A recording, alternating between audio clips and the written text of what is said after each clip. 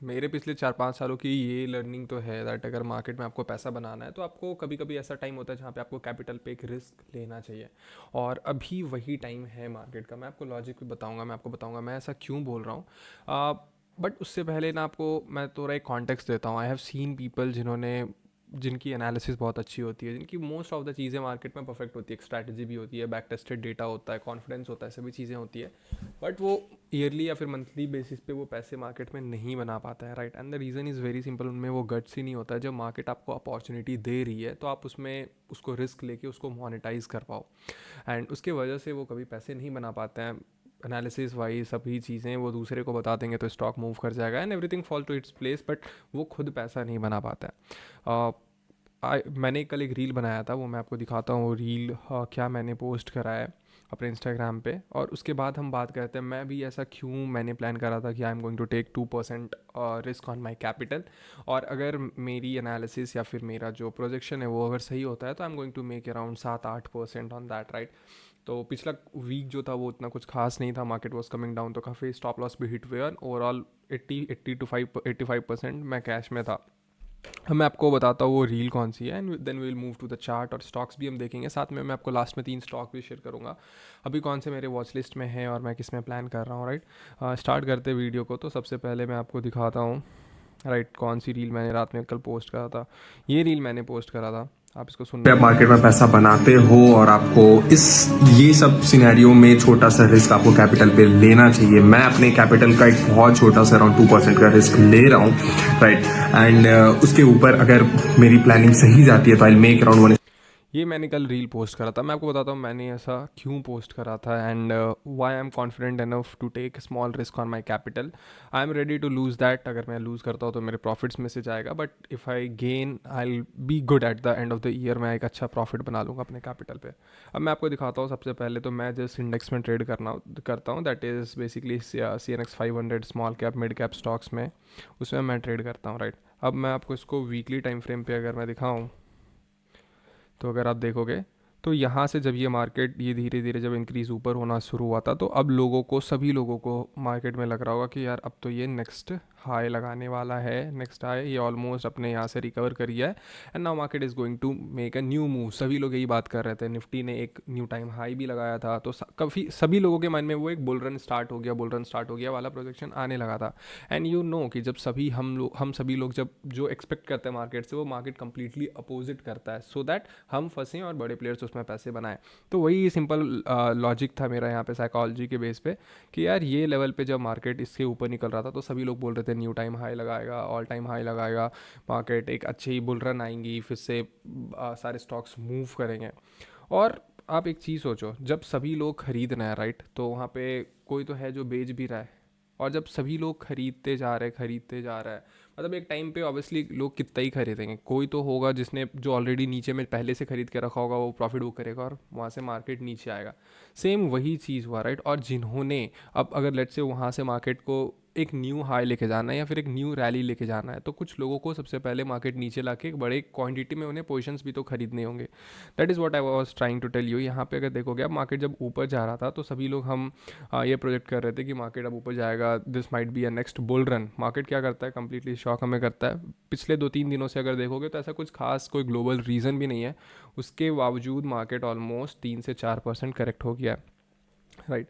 अब ये क्यों होता है, और ये और मोस्टली हुआ है ऑल टाइम हाई के टाइम में। तो ये इसके दो रीजंस हो सकते हैं। The reason first reason could भी जिन्होंने नीचे यहाँ पे समर पोजीशंस बनाए होंगे, they might have booked their profit, right. अब मैं ये डिस्कस नहीं कर रहा हूँ कि ऑल टाइम हाई लगेगा नहीं लगेगा। माई प्रोजेक्शन इज़ कि अगर यहाँ से अब बुल रन एक निकलता है, राइट, अगर आप कल के भी इंडेक्स देखोगे तो ये मार्केट ऑलमोस्ट पहले नीचे आता है, उसके बाद एक साफ बाइंग आती है, नीचे से बाइंग प्रेशर बनता है यहाँ पे from the same level CNX 500 में।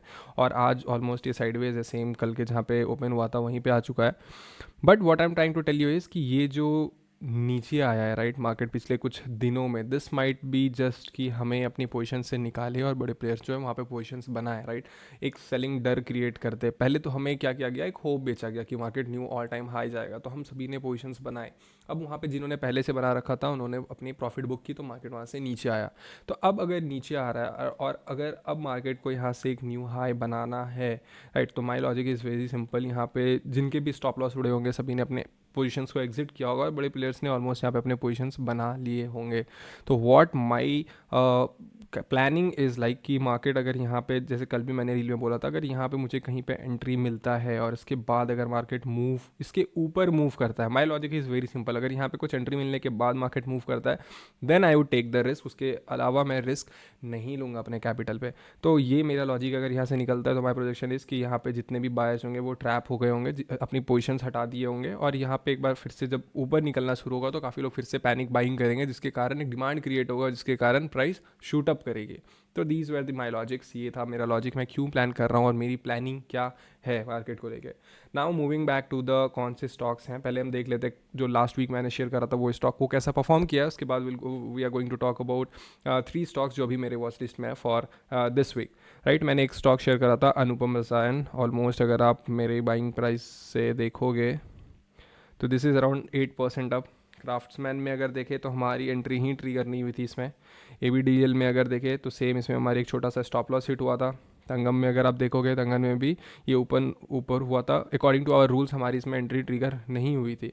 अब KMEW में अगर देखेंगे, KMEW में ऑलमोस्ट ये हमारे एंट्री से समवेयर 16% ये ऊपर जा चुका था 3 दिनों में। तो ये था ओवरऑल अभी जो स्टॉक्स, अब लास्ट वीक जो मैंने स्टॉक शेयर करे थे उसके क्या परफॉर्मेंसेस है। अब मैं बात कर लेता हूँ कि इस वीक में जो मेरे 3 स्टॉक्स हैं वो कौन से हैं।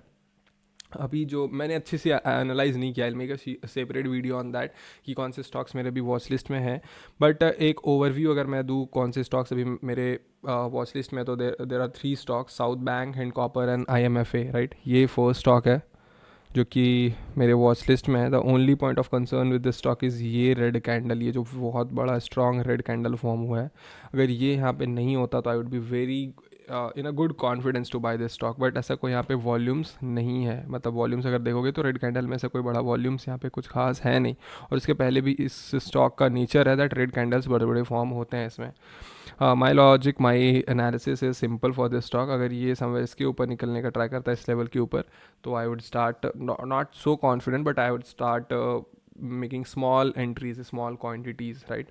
और दूसरा स्टॉक जो है hind copper, in this stock I am very confident, right. एक अच्छा सेटअप भी था, वॉल्यूम्स भी बहुत अच्छे हैं, यहाँ पे एक बार ट्रैप किया, इसको हम बोलते हैं ट्रैप करना। बायर्स के छोटे छोटे जितने भी प्लेयर्स थे उनके यहाँ पे सभी के प्रॉफिट बुक हुआ होगा, या फिर सभी के जो न्यू ऑर्डर्स होंगे वो स्टॉप लॉस हिट हुआ होगा, एंड मार्केट रिवर्स, एक अच्छा रैली भी आया देखने को, but again now the stock is at 10 SMA, और यहाँ पे समवेयर अगर हमें एंट्री मिलती है, एंट्री एज इन अगर ये कैंडल, अगर ये इनसाइड कैंडल फॉर्म होता तो कल हमारी एंट्री बन जाती, will wait for a inside candle, अगर यहाँ पे इनसाइड कैंडल बनता है तो हम एक छोटी सी इसमें रिस्क लेके एंट्री बना सकते हैं।